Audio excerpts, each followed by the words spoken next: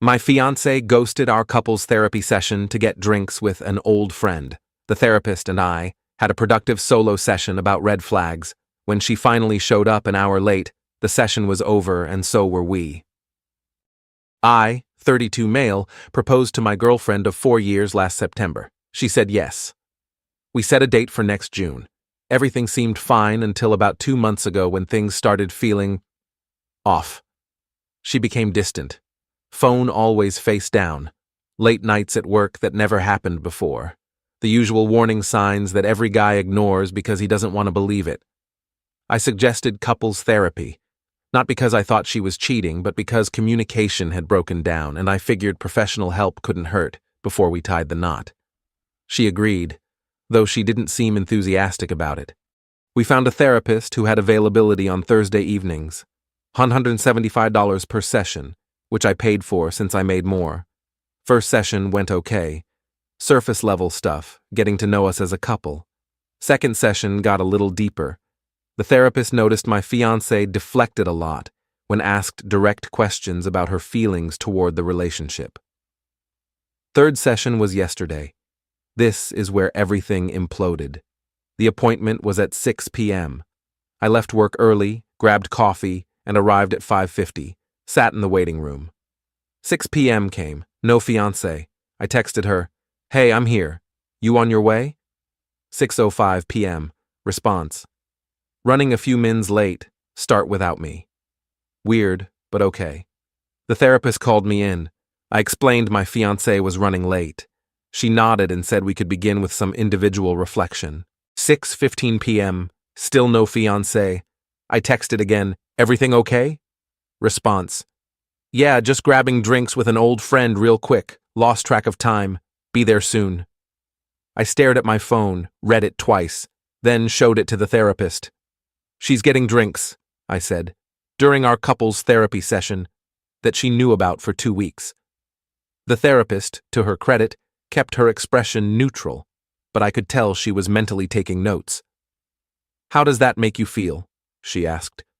"Like I'm not a priority. Is this a pattern?"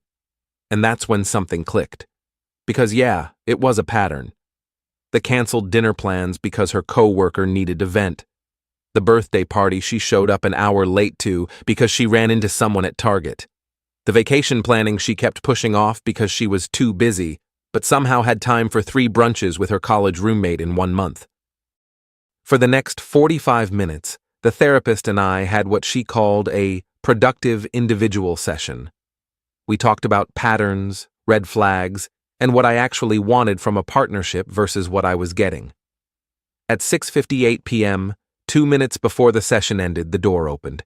My fiancé walked in, looking flushed, smelling faintly of wine.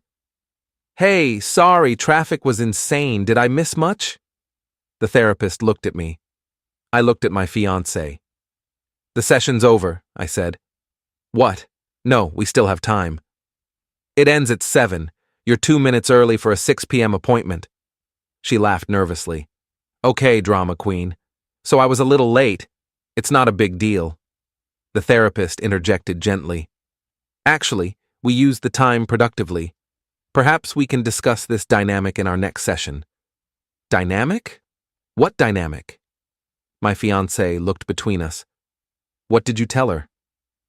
"That you prioritized drinks with a friend over our scheduled therapy appointment." "It wasn't like that. I ran into him accidentally and—" "Him?" She stopped. Her face went through about 7 expressions in 2 seconds. "An old friend from college. It's not what you're thinking." "I'm thinking you skipped our therapy session to get drinks with a guy. I'm thinking you lied about running late when you were actually sitting at a bar. I'm thinking this is exactly the kind of thing we're supposed to be working on in therapy, and you couldn't even show up." The therapist excused herself to give us the room. Professional move. My fiancé immediately went on the offensive. "You're overreacting.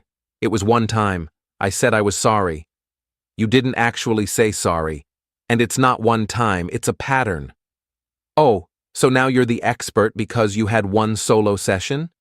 "I'm the expert on my own relationship, yeah." She crossed her arms. "What do you want me to do? Grovel? Fine. I'm sorry I was late. Happy?" Not really.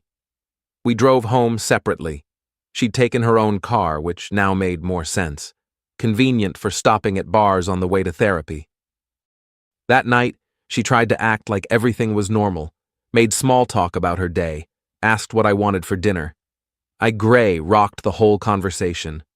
Finally, around 10 p.m., she snapped, "Are you seriously still mad about this?" I'm reconsidering the engagement. The silence that followed was deafening. You're what? I'm reconsidering whether I want to marry someone who can't prioritize our relationship for 1 hour a week. Over being late to therapy?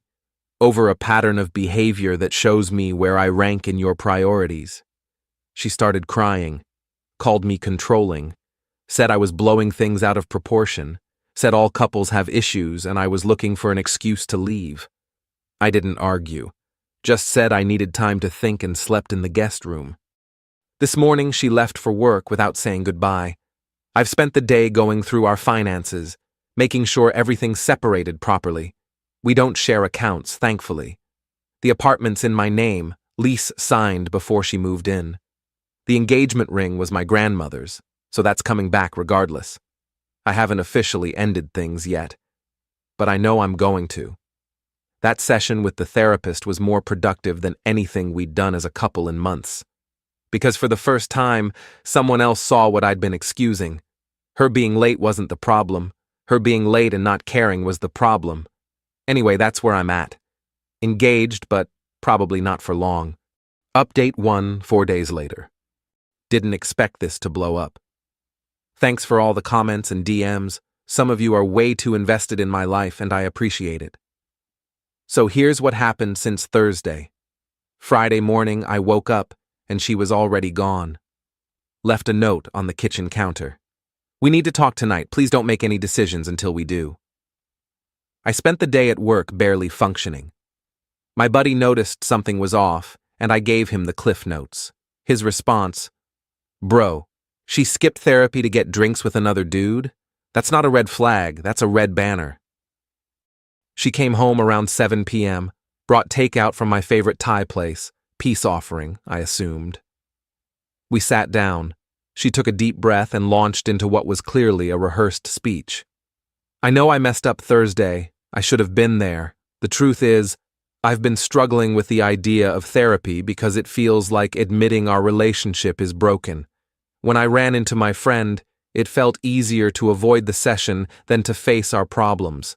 That was wrong. I listened, didn't interrupt. I want to make this work. I love you. I want to marry you. Please give me another chance. Who's the friend? She blinked. What? The friend you got drinks with. Who is he? Just someone from college. We studied together. Name? Why does that matter? Because you've never mentioned him before, and you chose him over our therapy session. She got defensive fast. Are you seriously interrogating me right now? I'm trying to apologize and you're acting like a detective. I'm asking a simple question. His name is not relevant. What's relevant is that I'm here, trying to fix things, and you're focused on some random guy. That answer told me everything. I stood up. I think we should take a break. A break? Are you kidding me? I need space to figure out what I want. You need space because I was late one time? I need space because you can't even tell me who you were with. She started crying again. Different tears this time. Angrier. You're going to throw away 4 years because you're paranoid about a college friend. I'm not paranoid. I'm observant. There's a difference. She grabbed her keys and left. Slammed the door hard enough to rattle the pictures on the wall. Texted me 20 minutes later. Staying at my sister's. Hope you're happy. I didn't respond. Saturday was quiet. I started making lists. Things that were mine, things that were hers, things we'd bought together. The furniture was mostly mine from before she moved in. Kitchen stuff was split. The TV was a gift from her parents, so she could have that. Sunday afternoon, her sister showed up at the apartment. I'd met her plenty of times. She was usually friendly, not this time. What the hell is wrong with you? Hello to you too. My sister is devastated. She made one mistake and you're ready to throw everything away. Did she tell you what the mistake was? She said she was late to therapy. That's IT. And now you're acting like she cheated on you. She skipped therapy to get drinks with a guy she won't name. That's not being late. That's making a choice. The sister paused. What do you mean she won't name him? I asked who she was with. She wouldn't tell me. Something flickered in her expression. Doubt, maybe. She didn't mention that part. I'm sure she didn't. The sister left shortly after, less aggressive than when she arrived. I'd planted a seed. Monday morning, I got a text from my fiancée. We need to talk face to face. Can I come over tonight? I agreed. Whatever was coming, I wanted to get it over with. She showed up at 6 p.m. No takeout this time. She looked tired. I owe you an explanation, she said. Okay. The guy I got drinks with. His name doesn't matter, but I'll tell you anyway. We dated briefly in college, before you and I met. It was nothing serious. You got drinks with your ex during our therapy session. He's not really an ex. We went on like 4 dates. You skipped our therapy session to get drinks with someone you used to date. When you say it like that, that's what happened. She exhaled. Fine. Yes, I made a bad choice, but nothing happened. We just talked. I hadn't seen him in years and he was in town and I made a stupid, impulsive decision. Why didn't you just tell me that Thursday? Because I knew you'd react like this. Like what? Like someone who deserves honesty from his fiancée? Like someone who assumes the worst. You lied to me. You said you were running late when you were at a bar. You said it was an old friend when it was an ex. How am I supposed to trust anything else you say? She didn't have an answer for that. The conversation went in circles for another hour. She apologized but kept defending her decision to hide the truth. I asked for the engagement ring back. She cried, called me cold, said she couldn't believe I was doing this. I told her she had until the end of the week to get her stuff. She left wearing the ring, said she needed to think about it. That was yesterday. Haven't heard from her since, but I've heard plenty from others. Her mom called this morning, left a voicemail about how I was destroying her daughter's life over a minor misunderstanding. Deleted it. Her best friend texted calling me a control freak who never deserved her anyway. Blocked. My phone's been interesting, but here's the thing. I'm not angry anymore. I'm sad, yeah. 4 years is a long time, but I'm also relieved. Because that session with the therapist made me realize I'd been making excuses for years. The lateness, the deflection, the way she always made her choices sound reasonable until you actually thought about them. I deserve someone who shows up, literally and figuratively. Ring's still with her. We'll see how that goes. Update 2, 10 days later. Quick update because things accelerated fast. After my last post, she went radio silent for 3 days. No texts, no calls, no showing up at the apartment. Her sister reached out once asking if I was really serious about this, and I confirmed yes. That was it. Then Thursday happened. I came home from work to find her car in the parking lot. She still had a key, which I'd been meaning to address. When I walked in, she was sitting on the couch with a guy I'd never seen before. What's going on? She stood up. This is my brother. I'd met her brother at holidays. This was not her brother. That's not your brother. The guy stood up too. Tall, looked about our age, uncomfortable energy. I'm the guy from the bar, he said. I wanted to come explain things, clear my name. I almost laughed. You came to my apartment to clear your name? Nothing happened between us, he said. She's telling the truth. We just got drinks and talked about old times. I didn't know she was engaged until she mentioned it at the bar. She wasn't wearing her ring? He glanced at her. She glanced at the floor. I don't always wear it, she muttered. My fingers swell. Your fingers swell. At bars, with ex-boyfriends. The guy held up his hands. Look, I don't want to be in the middle of this. I just wanted you to know it was innocent. Then why did she lie about who you were? I don't know. Ask her. I looked at my fiancée. Why did you lie? Because I knew you'd overreact. You keep saying that, but every time you protect me from overreacting, you make things worse. The guy excused himself. Smart move. Awkward as hell to stand in someone's living room while their relationship implodes. After he left, she turned on me.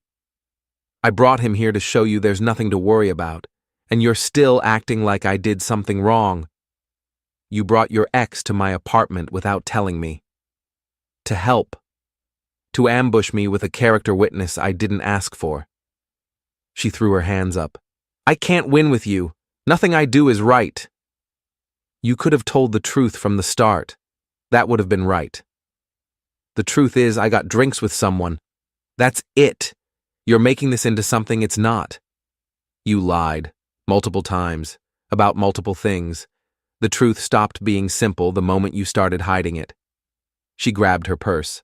Fine. You want your ring? Here.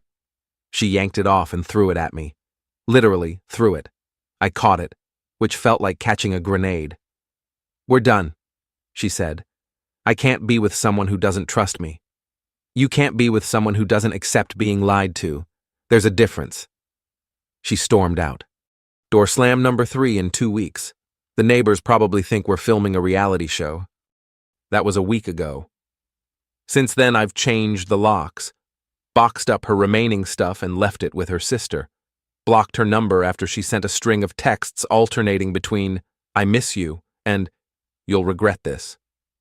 Her mom called one more time. This time I answered.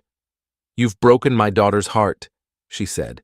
She broke her own heart by lying. I just responded appropriately. Over drinks with a friend. This is insanity. Over lies about drinks with an ex, and the pattern of behavior that made those lies predictable. What pattern? Ask your daughter about every time she's been late, every plan she's canceled, every excuse she's made. Then ask yourself if she's ever once taken responsibility without deflecting. Silence. Then, you're twisting things. I'm describing them. Twisting is what she does. She hung up.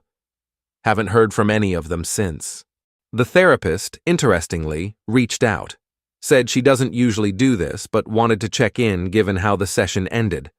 I told her the short version. She said something that stuck with me.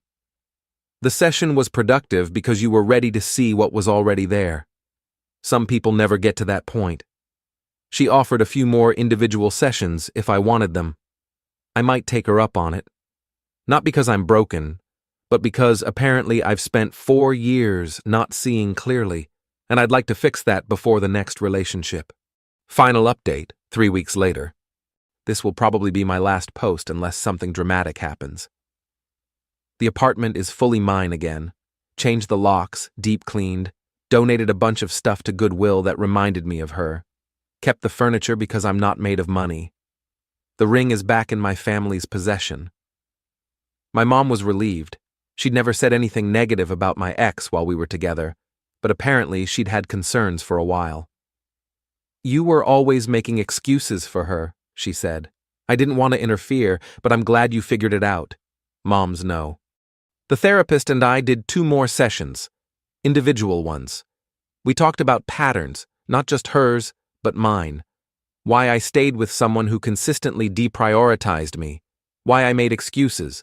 Why it took a stranger in a waiting room to make me see what was obvious. Turns out I have some stuff to work on too. Not surprising. Nobody's perfect. I heard through mutual friends that my ex has been telling people I was emotionally abusive and controlling, that I dumped her over nothing and refused to hear her side. The narrative is predictable. A few people believed her. Most didn't. The ones who know me know better. Her sister sent one final text last week.